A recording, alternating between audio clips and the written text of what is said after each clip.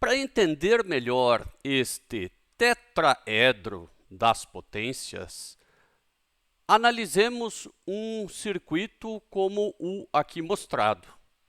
Vejam que não temos capacitor nenhum, é apenas um retificador de meia onda, que vai permitir que apenas, como o próprio nome diz, metade da onda de tensão e de corrente passe para alimentar esse resistor. Do ponto de vista da fonte de tensão, ela está fornecendo tensão positiva e negativa. E a tensão RMS dessa fonte, imaginemos que de 1 volt de pico 60 Hz, aplicando os devidos conceitos de valor eficaz, vai ser de 1 sobre raiz de 2. É o que nós já esperávamos. Já para a corrente, os limites de integração devem ir apenas até a metade do tempo, porque, apesar da tensão estar funcionando o tempo todo, a corrente da fonte ela passa apenas nesse semiciclo positivo, no negativo ela não passa. Então, do ponto de vista da fonte, a corrente eficaz vai ser menor. Por isso que eu vou integrar até T sobre 2, até a metade do período, e não até o período completo. De posse de tensão RMS e corrente RMS, eu consigo encontrar a potência aparente. Basta multiplicar os dois. Multiplicando os dois, eu chego nesse valor aqui de 353, 354 mV/A. E a potência média, qual será? Bom, a potência média é o valor da tensão vezes a corrente instantânea integrados ao longo de meio ciclo. Porque no outro meio ciclo a corrente é zero e essa integral aqui vai ser zero. Aplicando o conceito do valor médio, a potência média é de 250 mW. Finalmente, dividindo P por S, eu tenho que o fator de potência aqui é 0,7. E verifiquem que eu não tenho nenhuma corrente atrasada ou adiantada, nada indutivo ou capacitivo. Esse baixo fator de potência, ele é apenas devido ao fator de distorção.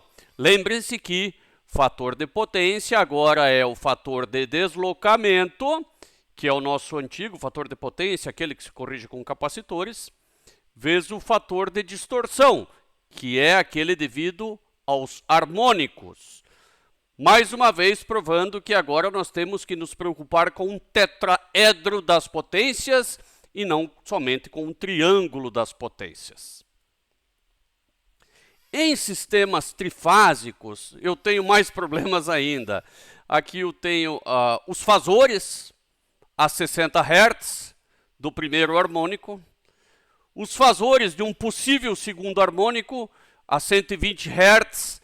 Contudo, não é só a frequência que dobra, dobra também o ângulo. Aqui o ângulo que era de 120 passa a ser de 120 vezes 2. O que era de menos 120, menos 120 vezes 2. Há uma inversão de fase. Aí você poderia me dizer, tudo bem, harmônico par quase não existe, tá? Vamos ir atrás desse quase. Então esquece. Mas o terceiro harmônico é muito comum. E aqui eu tenho 120 vezes 3, que dá 360. E mesmo em sistemas equilibrados, há corrente de terceiro harmônico, porque eles não se cancelam iguais àqueles do fundamental.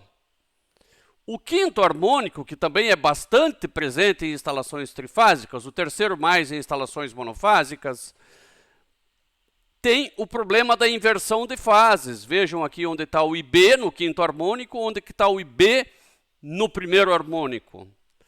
E essa inversão de fases, ela funciona como um sistema que está junto e que, no caso de um motor, tende a fazer o motor girar para o... Claro que não vai fazer girar, porque ela é menor, mas tende a fazer girar e ainda com a velocidade de 300 Hz. Não vai conseguir, claro que não. Contudo, isso vai virar aquecimento e vibrações, vai virar perdas dentro do motor. Aqui nós temos os demais harmônicos, até o 12º, poderíamos ir até o infinito. Grande pergunta aqui, para quem os harmônicos são ruins? Para o motor ou para o sistema? Ou ainda, o inversor de frequência faz mais mal para o motor ou para o sistema? Claro que não é uma pergunta tão fácil de ser respondida, mas na entrada de todo inversor há um retificador. Se há um retificador, há distorção de corrente já na entrada, lá na fonte de alimentação. Além disso, o inversor, na verdade, inversor é só essa parte aqui que inverte, né? Mas nós chamamos todo o conjunto na prática. O inversor, ele joga uma tensão PWM para o motor, fazendo com que a corrente do motor tenha esta forma de onda.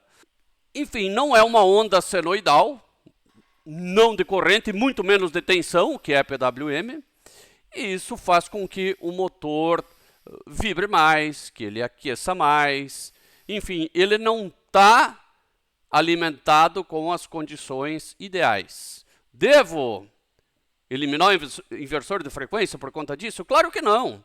O inversor de frequência, ele aumenta a eficiência da planta industrial como um todo. Pode abaixar um pouquinho a eficiência do motor, certamente, mas como um todo, regulando a velocidade, permitindo o controle do motor.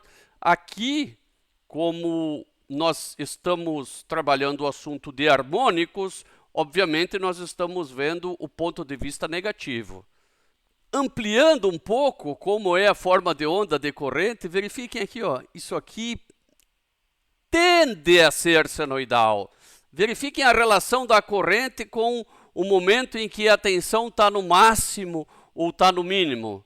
E aqui ao lado, 3 medições, né, das 3 fases, e onde nós verificamos nas fases A, B e C como ela tende a ser ruidosa, tende a ser uma senoide, mas também com ruídos. Aqui nós temos a simulação do torque de um motor na partida sem carga alguma. Percebam aqui que o torque é 0 depois do momento transitório, né? Para cá é o transitório. Contudo, tem um ruído esse torque, ele não é bem lisinho. Ele não é bem lisinho porque foi colocado 5% de quinta harmônica. Aquela que gira a 300 Hz tende a girar para o outro lado a 300 Hz. Não consegue porque o primeiro harmônico é muito maior. Depois foi colocada uma carga no eixo do motor, uma carga de 2.000 Nm. E finalmente, depois esse motor virou gerador, né? Essa carga ficou de menos 2.000. Isso significa que o motor está sendo acionado também mecanicamente, logo ele virou um gerador. Inclusive a velocidade dele passou da velocidade síncrona, velocidade que não está representada nesse gráfico, apenas o torque. Essa oscilação é independente dos harmônicos. Essa oscilação inicial aqui acontece sempre na partida do motor, devido ao campo magnético do estator estar a 60 Hz e no momento da partida, por vezes, ele ultrapassa o campo do rotor e aí nós ficamos com um pouquinho de torque negativo, um pouquinho de torque positivo, até tudo se estabilizar, né? E aqui os dois campos já conseguem se sincronizar. O campo do estator trabalha em sincronia com o campo do rotor. Outro problema dos harmônicos, sejam gerados por inversores ou qualquer outra fonte de harmônicos, é o efeito pelicular. Efeito pelicular é o efeito observado nos cabos com o aumento da frequência. A corrente tende a passar por essa pelezinha, né? Nós chamamos de pele ou casca do condutor. Na prática, isso faz o quê?